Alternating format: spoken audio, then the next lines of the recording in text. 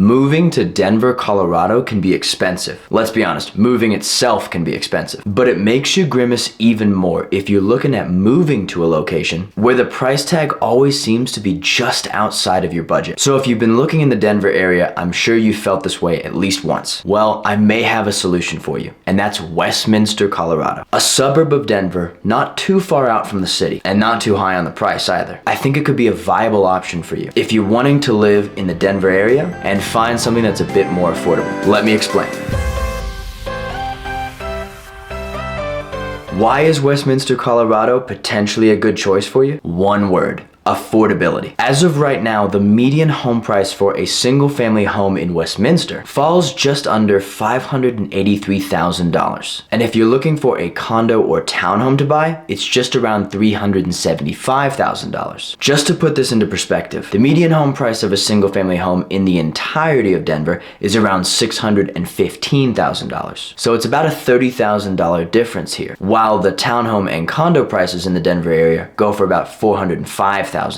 And on that side, it's about a $25,000 difference compared to Westminster. Denver is a more expensive city. There's no denying that. But what is beneficial about Westminster is that you're leaning on the more affordable side. So you can actually get into a house now, despite the fact that the current market's probably putting a little bit of pressure on you, but you're also getting a better deal on size. Here's what I mean. If we look at price per square foot, we see that in Denver, the median price per square foot falls at around $327 per square foot, while in Westminster, it's around $254 per square foot. So what does this mean? Well, using these numbers and the median prices we just referenced, that means that the median sized home in Denver is around 1,898 square feet, whereas in Westminster, the median home size is around 2,360 square feet. So Westminster homes are generally 25% larger than the median home that's found in the overall Denver area? Correct. But what about condos? The price per square foot spread has Denver around $337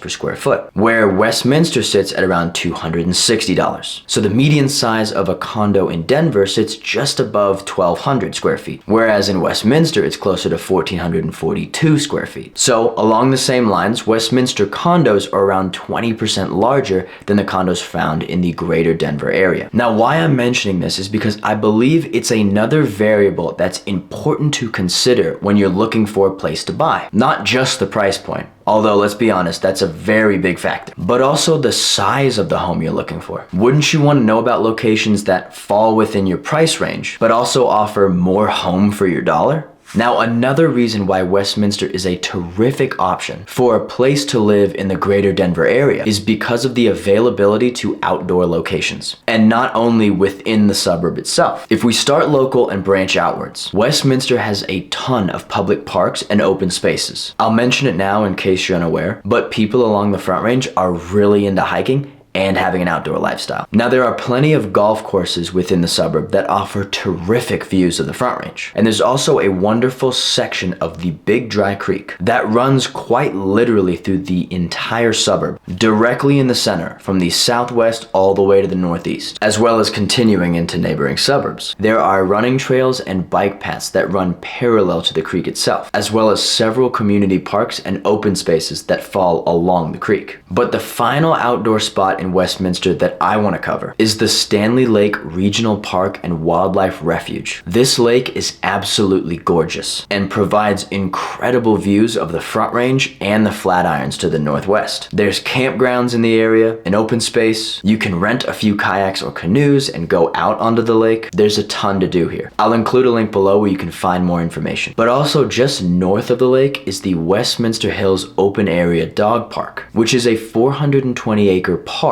with an ability to let your pets off leash. Again, I'll throw a link below because there are some rules to the park that you definitely need to know about. But it's just another fantastic location within the suburb of Westminster that I have to recommend exploring. That adds to the town. And so we've just been talking about the suburb itself. Let's not even get into the fact that next door to Westminster is the Rocky Flats National Wildlife Refuge, which offers incredible hiking, biking, horseback riding, and snowshoeing opportunities. I could make a whole video on this this, so I'll keep it short. But since Westminster is located on the western side of Denver, it's close to so many amazing places like Golden to the south and Boulder to the northwest, both within 25 minutes. And either spot has fantastic hiking opportunities, as well as other venues to enjoy the outdoors. Really, Westminster is in a terrific location. And the final reason for considering moving to Westminster is its general location and the ease and ability to commute to nearby cities. Westminster, being a northern suburb of Denver, only has about an 18-minute commute into the heart of the city. And it's more like a 30-minute maximum commute to any location within the greater Denver area, especially if you're going to the southeast. This makes Westminster a fantastic suburb to live in,